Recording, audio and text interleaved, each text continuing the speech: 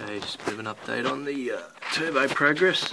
Just drilled the hole in the sump using one of these step drill bits or Christmas tree bit.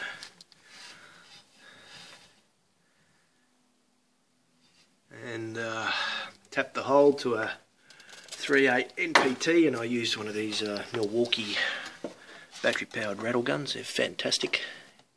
Get one of the best tools I've ever brought. And that cut the thread into the sump, and I now have a dash fitting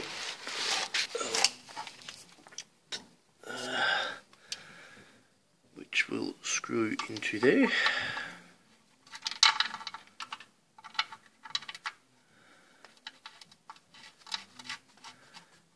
So I'll just put some sealant on that, screw it up, and that's done. Yeah, so this is just one step in putting your turbo on your motor.